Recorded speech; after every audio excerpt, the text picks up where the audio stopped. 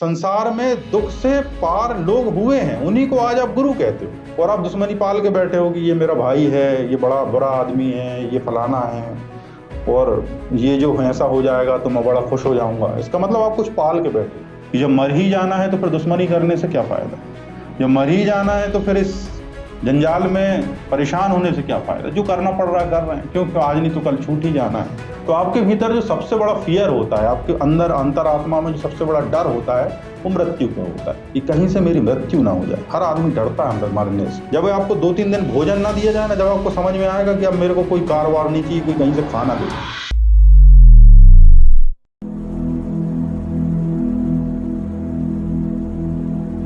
हरे कृष्णा। श्लोक क्रमांक 51 भगवान कृष्ण अर्जुन से कह रहे हैं कि कर्मजम बुद्धि युक्ता ही फलम त्यक्त्वा मनीषिणा जन्म बंध विनिर्मुक्ता पदम गच्छन्ति नामयम्। यानी हे अर्जुन, ज्ञान योग में निष्ठा वाले विद्वान कर्म जनित फल का परित्याग कर जन्म संबंध से निर्मुक्त होकर दुख रहित पद को प्राप्त होते हैं। तो इसमें 2-3 बातें बड़ी अच्छी हैं। इसमें ये पहली बात ये है कि इसमें जो लक्ष्य लिखा हुआ है, दुख रहित पद, जन्म संबंध से विमुक्त हो, मतलब आपको पहुंचना कहाँ है, दुख रहित पद। और ज्ञान योग में जिनकी निष्ठा हो वो कर्म जनित फल का त्याग कर दें। तो मतलब रास्ता क्या है, जिसने कर्म के फल का त्याग कर दिया वो पहुंच कहाँ जाओगे, दुख रहित पद पर पहुंच जाओगे। और कौन पहुंच जाएगा, जिसकी ज्ञान योग में निष्ठा हो। मतलब आपकी यदि ज्ञान योग में निष्ठा हो और आप कर्म के फल को त्याग कर दें, और जो है ऐसा करके आप दुख रहित पद, क्लेश रहित पद को प्राप्त हो जाओ। तो जो भी ग्रंथ हैं, उपनिषद हैं, चाहे अष्टावक्र गीता है, सब जगह दुख रहित पद को बताया गया है। क्योंकि संसार में दुख है, क्लेश है। क्यों? क्योंकि कर्म के फल की आकांक्षा है, अपेक्षा है, और कोई दुख नहीं। कर्म के साथ उसकी आकांक्षा जुड़ी हुई है, उसके साथ आपने कुछ जोड़ रखा है, फल की आकांक्षा। और वो फल की आकांक्षा आपको बार बार दुख से ग्रसित करती है। तो आपको जीवन में दुख रहित पद यदि प्राप्त करना है तो रास्ता क्या है, फल की आकांक्षा को छोड़ना। और जो व्यक्ति फल की आकांक्षा को छोड़ देता है या छूट जाए, तब वो व्यक्ति ज्ञान में स्थित कहा जाएगा, या ज्ञान में जो स्थित हुआ है उसकी फल की आकांक्षा छूट जाएगी, तभी आपको दुख रहित पद मिलेगा। वरना संसार में दुख ही दुख। और संसार में दुख से पार लोग हुए हैं, उन्हीं को आज आप गुरु कहते हो। आज गुरु पूर्णिमा पे प्रणाम कर रहे हो ना कि भले ये रविदास हैं, ये जो हैं फलाने संत हैं, ये कबीरदास हैं, ये सब गुरु हैं। बोले क्यों हैं? क्योंकि इन्होंने दुख को क्रॉस किया है। मुझे बोलते हैं ना कि भवसागर को पार लगा लो। भवसागर क्या? दुख ही दुख, दुख ही दुख, दुख ही दुख, इस सबको पार कर गए। तो जो पार कर गए लोग हैं वही अब गुरु कहलाते हैं। क्यों? क्योंकि उन्होंने रास्ता देख लिया।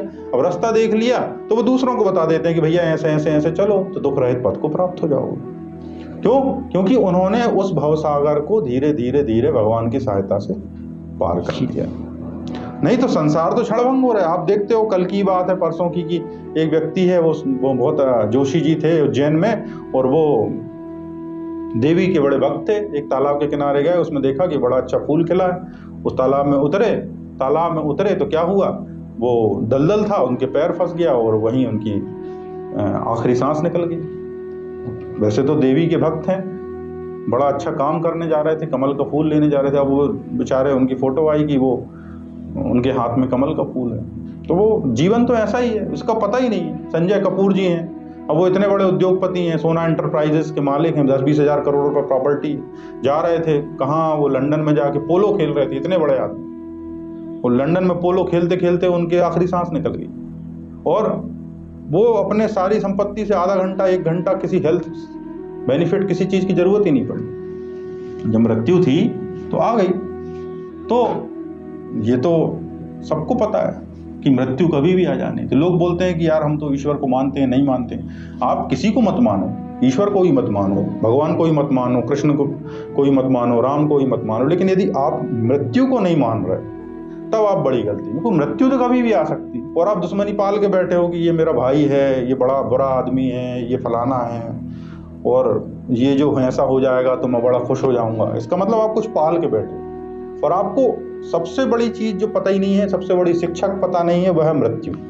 और मृत्यु को यदि आप मानने लगते हो कि मृत्यु कभी भी घट सकती है, तो जो भी आपके मन में चल रहा है, जो भी आप पकड़े हुए हो, फिर उस पकड़ का कोई मतलब नहीं कि जब मर ही जाना है तो फिर दुश्मनी करने से क्या फायदा, जब मर ही जाना है तो फिर इस जंजाल में परेशान होने से क्या फायदा, जो करना पड़ रहा है कर रहे हैं, क्योंकि आज नहीं तो कल छूट ही जाना है। तो फिर जो पकड़ है, जो जीवन की जो कष्ट देने वाली चीजें हैं ना, वो छूट जाती। तो जो सारे गुरु हैं ना, वो यदि मान लो भगवान के बारे में नहीं सिखाते तो बड़ी मृत्यु के बारे में बड़ी बड़ी बातें करते, क्यों मृत्यु आ ही जाना है। और उनको जिन्होंने भी सुख पाया, जिन्होंने भी इस दुख से मुक्ति पाई, इस क्लेश से मुक्ति पाई है, वो सब इस मृत्यु के जाल से निकले, क्योंकि मृत्यु जो है वो आपको दुख बंधन का कारण बनाती है। वैसे साइकेट्रिकली भी देखो तो आपके भीतर जो सबसे बड़ा फियर होता है, आपके अंदर अंतरात्मा में जो सबसे बड़ा डर होता है, वो मृत्यु का होता है कि कहीं से मेरी मृत्यु ना हो जाए। हर आदमी डरता है अंदर मरने से। तो इसलिए भगवान ने जो है ना, मरने का जो भय है वो आखिरी में रखा है। जैसे इंस्टिंक्ट जो होती है ना, हमें को लगता है कि मोबाइल की इच्छा बहुत बड़ी इच्छा है, या कोई भी वस्तु की इच्छा, कार की इच्छा, बड़ी इच्छा हमें घेर लेती है, लेकिन ये सब इच्छाएं इतनी बड़ी नहीं है। जब आपको 2-3 दिन भोजन ना दिया जाए ना, जब आपको समझ में आएगा कि अब मेरे को कोई कारवार नहीं चाहिए, कोई कहीं से खाना दे दे। 2-4 दिन पानी ना मिले तो समझ में आएगा कि पानी से कीमती कोई नहीं। ऐसे ही जब सांस छूटने लगती है, आपको पानी में डुबोया जाए 1 मिनट के लिए, तो आपको ऐसा लगेगा कहीं से सांस मिल जाए, मेरे को संसार में कुछ नहीं चाहिए। तो संसार में क्या होता है कि जीवन को बचाने के लिए जो मूलभूत इच्छाएं हैं, बेसिक इंस्टिंक्ट कहलाती हैं, भोजन करने की इच्छा, बचने की इच्छा, कैसे भी अपना जीवन बचा लो, सबसे आखिरी में डाली। तो साइकेट्रिकली भी आप देखोगे तो मृत्यु और भोजन, ये सब इच्छाएं जो हैं बहुत गहराई में है। वो प्लेजर में आप देखोगे तो संतति उत्पन्न करने के लिए काम वासना की आवश्यकता होती है। तो काम वासना को सबसे प्लेजरेबल बनाया प्रकृति ने, ताकि आप कुछ भी करो, कितने भी विकृत स्वभाव के हो, कितने भी लो IQ के हो, कुछ भी हो, आप सहवास की तरफ दौड़ो। ये नेचुरल इंस्टिंक्ट है। आपको किसी को बताना नहीं पड़ती कि ये करने से जो है ऐसा करना है। आप नेचुरली सेक्स की तरफ आकर्षित होते हो, नेचुरली करते हो, ताकि ये सब प्रकृति ने करा इसलिए है कि ये प्रकृति चलती रहे। प्रकृति का अपना लालच है, प्रकृति को आपसे कोई लेना देना नहीं। प्रकृति का लालच ये है कि प्रकृति को चलाना चाहती है। तो पेड़ पौधे, पशु पक्षी, सब जगह उनने ऐसा क्रम बांध रखा है, इसलिए बोलते हैं मैथुनी संस्कृति। मैथुनी संस्कृति से मतलब अकेला मैथुन क्रिया या मनुष्य से संबंध नहीं है। पशु पक्षी, फल फूल, या फल फूल नहीं कहना चाहिए, पौधे, जितनी भी प्रकृति में जो जीवित जीव हैं, उन सब में नैसर्गिक ही होता है कि अपनी संतति को आगे बढ़ाओ। तो ये क्रिया अपने आप वो करते हैं।